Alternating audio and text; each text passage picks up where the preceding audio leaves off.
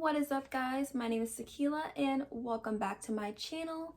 If you're new here, make sure you hit that subscribe button just so that you are notified every single time I come out with new content. And if you enjoyed this video, make sure you give it a big ol' thumbs up. Okay, so on to the topic for today. Today we're going to be talking about how to be bold in your faith. So here recently, I have personally decided, I've come to a place where I've realized I need to be more bold in sharing my faith and sharing the gospel and sharing the good news about Jesus Christ and just all that he's done in my life. So if you're in the same boat as me, if you have also this desire to want to be more bold in your faith and want to be more bold about sharing the gospel, but you're maybe a little bit fearful in doing so, you're maybe afraid of, oh, how do I go about this? Am I going to offend people? Like, whatever it is, stick around for this video. Okay, so I just want to start this video with a verse, and that verse comes from Romans, if you want to flip along with me. Romans chapter 1, verse 16. And this is Paul speaking, "For I am not ashamed of the gospel of Christ, for it is the power of God to salvation for everyone who believes, for the Jew first and also to the Greek." So just like Paul here, we as Christians should not be ashamed of the gospel. Each of us who has our own story, our own testimony on how we fully came to know God for ourselves.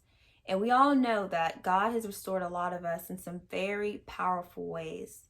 So with that said, we don't need to be ashamed of that. We know that the same power that is within us, the same power that brought us to God and restored us and just filled us with him and made us feel loved, made us feel joy, broke us free from depression or whatever it is, that power lives in us and others around us can have that. So it's for that reason and for, of course, many other reasons, we should not be ashamed of the gospel. So anyway, let's go into the tips and advice I have for y'all. So number one on how to be bold in your faith is to know that apart from Jesus, you can't do anything. Nothing, zip, nada. Apart from him, you can't do anything. So let's go to another verse. Let's flip over to John chapter 15, verse 4.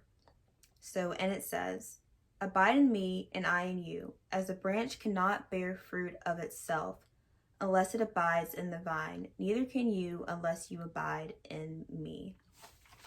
So right there, it already says that we can't go about producing fruit, doing good works that we are called to do apart from Christ. So unless you completely come to the end of yourself and realize that, like, you in flesh, you as a human being, you can't walk into the purpose that God has called you for, God is never going to be able to completely flow through you. So it comes with being humble and opening up to God and saying, "God, I've tried before to overcome whatever this is. I've tried before to overcome this fear, this whatever it is. I want to do your work."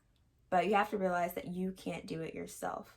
So once you come to the end of yourself, that moves me to my second tip, which is know that you have everything you need in God.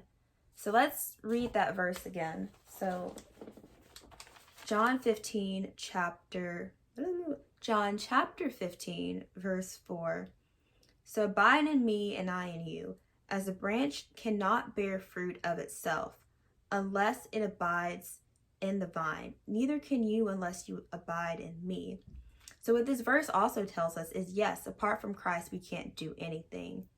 But in him, if we seek Christ as our source, we can do all things.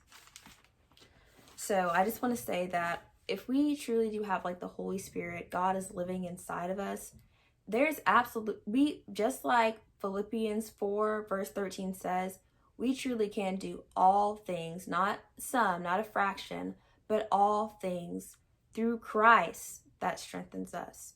So if you truly have Christ living in you, there's nothing that God's going to call you to that he's not going to equip you to be about doing that.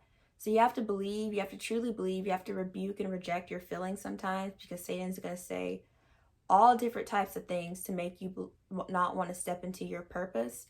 But you have to believe, if you truly have Christ in you, There's nothing, not a thing in this world that he's going to call you to that you will not be equipped to do. Because I really want to stop a moment and say, if you truly can't believe that, or if you truly believe that you can't do something that God's called you to do, what is that saying? Like, if you truly know that you know that you know that God is in you, don't you believe that God can do anything? And if he lives in you, you truly can do anything as well?